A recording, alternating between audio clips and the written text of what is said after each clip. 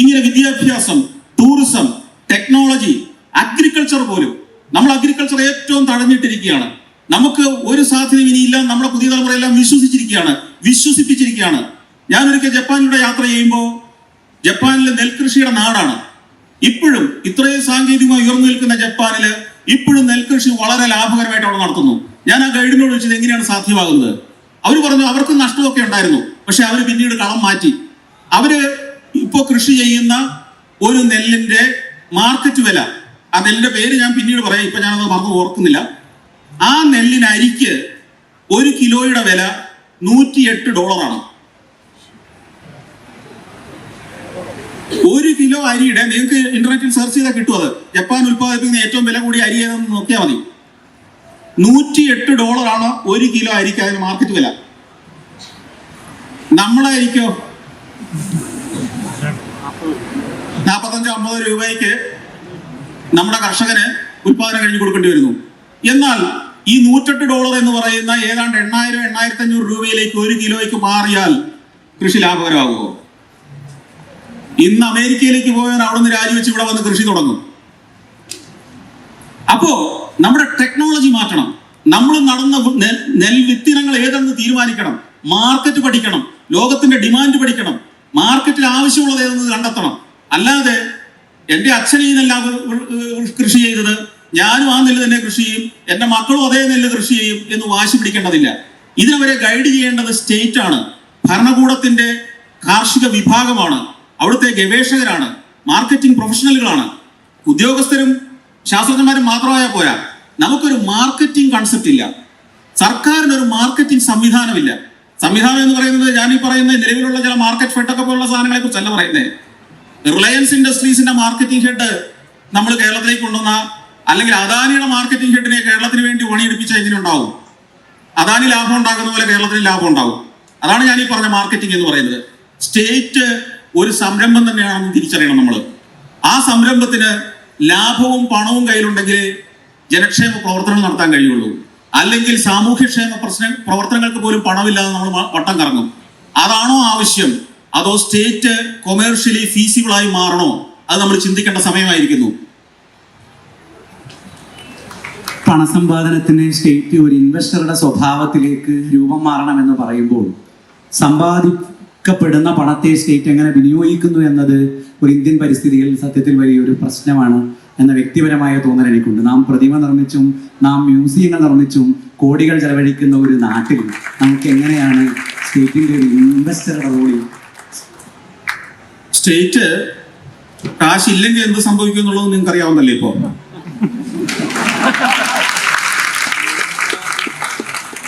ഇതിലേതാ ഭേദം? അതാണ് നമ്മൾ തീരുമാനിക്കേണ്ടത്. നമുക്ക് ചില കാര്യങ്ങൾ ഏത് ദാരിദ്ര്യത്തിലും ചെയ്യേണ്ടി വരും എന്ന അഭിപ്രായമുണ്ട് എനിക്ക്. ഞാൻ കാര്യങ്ങളെ പോസിറ്റീവായി കാണുന്ന ഒരാളാണ്. ബഹിരാകാശ ഗവേഷണം ഇന്ത്യയിലെ പട്ടിണി മുഴുവൻ മാറിയിട്ട് ചെയ്യേണ്ട ഒരു കാര്യമാണ്.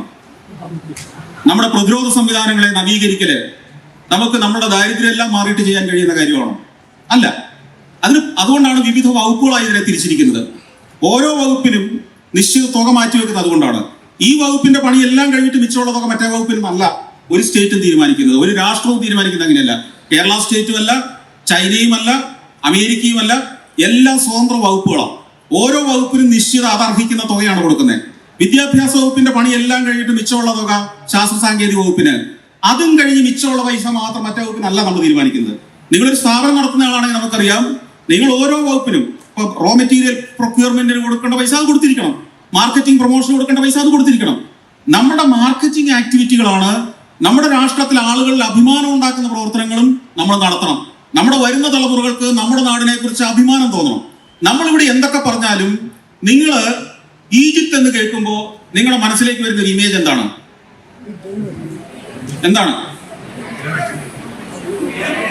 പിരമിഡ്. സത്യത്തിൽ എത്ര വേസ്റ്റ് ആയിരുന്നു അത്, അല്ലേ? അത് പണിത കാലത്ത് എത്ര വേസ്റ്റ് ആയിരുന്നു. ഒരു ഭരണാധികാരിയെ കുഴിച്ചിടാൻ വേണ്ടിയിട്ട് അതിന്റെ മുകളിൽ ആകാശം മുട്ടുന്ന ഒരു സാധനം പണിത് വെച്ചു എന്ന് പറഞ്ഞാൽ എന്തൊരു വേസ്റ്റ് അത്. പക്ഷെ ഇന്ന് ആ രാഷ്ട്രത്തിന്റെ വലിയൊരു സമ്പദ്ഘടന ചലിക്കുന്നത് ആ വേസ്റ്റിന്റെ പുറത്താണ്. ലോകത്ത് നിന്ന് അവിടെ ഏറ്റവും പ്രധാന ഇൻകങ്ങളിൽ ഒന്ന് ടൂറിസമാണ്. അതിന്റെ പ്രധാന കാരണം ഈ പിരമിഡാണ്. ഷാജഹാൻ എന്നൊരു ഭരണാധികാരി ഭാര്യയോടുള്ള പ്രണയം മൂത്ത് പണിത ഒരു താജ്മഹൽ എന്ന് പറഞ്ഞൊരു സാധനം ഇന്ന് പണിയാൻ തുടങ്ങിയിരുന്നെങ്കിൽ അവസ്ഥ ഒന്ന് ആലോചിച്ച് നോക്കിയാൽ ഷാജഹാന്റെ പൊടി പോലും കിട്ടുമായിരുന്നു.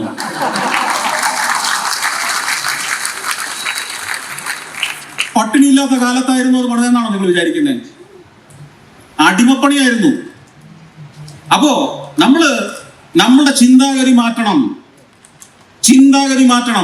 എല്ലാം വേണം നമുക്ക് അഭിമാനത്തോടെ ലോകത്തിന് മുമ്പിൽ തല ഉയർത്തി നിൽക്കാൻ കഴിയുന്ന അവർ അംഗീകരിക്കുന്ന നിർമ്മിതികളും വേണം ഇവിടെ. അതിനൊക്കെയുള്ള വകുപ്പ് ഇവിടെ ഉണ്ടെന്നേ, അതിനൊക്കെയുള്ള റിസോഴ്സുകൾ ഇവിടെ ഉണ്ടെന്നേ. കട്ടുമുടിക്കാതിരുന്നാൽ മതി. ഇതെല്ലാത്തിനും ഇവിടെ ഉണ്ട്.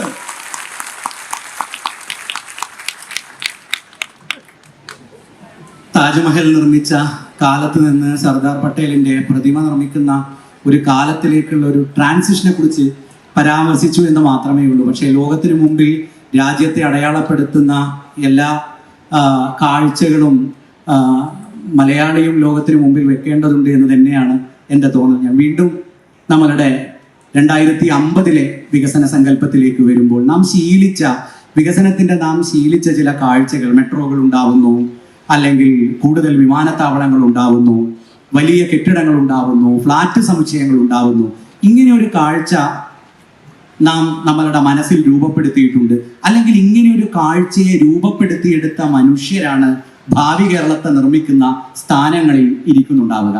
അപ്പോഴും സന്തോഷ് ജോർജ് കുളങ്ങരക്ക് പറയാൻ ഉള്ള മറ്റൊരു വശം, നമുക്ക് നമ്മളുടെ കളരിയെ, നമുക്ക് നമ്മളുടെ ആയുർവേദത്തെ, നമുക്ക് നമ്മളുടെ എല്ലാത്തിനെയും, നമ്മളുടെ എല്ലാ സ്വത്വത്തെയും മാർക്കറ്റ് ചെയ്യാൻ കഴിയണം എന്നാണ്. 2050 അങ്ങനെ മാർക്കറ്റ് ചെയ്യാവുന്ന രീതിയിൽ ഒരു ആയുർവേദവും ഒരു കളരിയും ഒരു കൃഷിയും ഇവിടെ അവശേഷിക്കുമോ, അതോ മെട്രോകളിലേക്കും കെട്ടിടങ്ങളിലേക്കും മാത്രമുള്ള ഒരു ഭാവി കേരളം നിർമ്മിക്കപ്പെടും എന്നാണോ അങ്ങ് കരുതുന്നത്?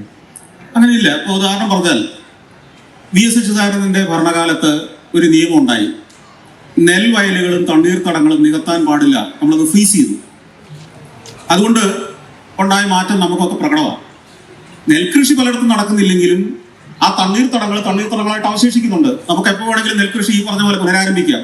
അവിടെയൊന്നും ഈ പറഞ്ഞ അമ്പരചുംബികളും കെട്ടിടങ്ങളൊന്നും പണിയാൻ പറ്റില്ല. അവിടെ അതൊക്കെ ഫ്രീസ് ചെയ്തിരിക്കുകയാണ്. അപ്പോ ഭരണാധികാരികളുടെ, ഗവൺമെന്റിന്റെ ജോലി എന്താണ്? ഈ 50 വർഷത്തെ മുന്നിൽ കണ്ടുകൊണ്ട് ഈ 50 വർഷം കഴിയുമ്പോൾ ഇതൊക്കെ അവശേഷിക്കുമോ, ഈ 50 വർഷം കഴിയുമ്പോൾ എന്തൊക്കെ നമ്മുടെ നാട്ടിൽ നഷ്ടപ്പെടും എന്നത് ലിസ്റ്റ് ചെയ്തുകൊണ്ട് അതിനെയൊക്കെ സംരക്ഷിക്കാൻ നിയമം ഉണ്ടാക്കൽ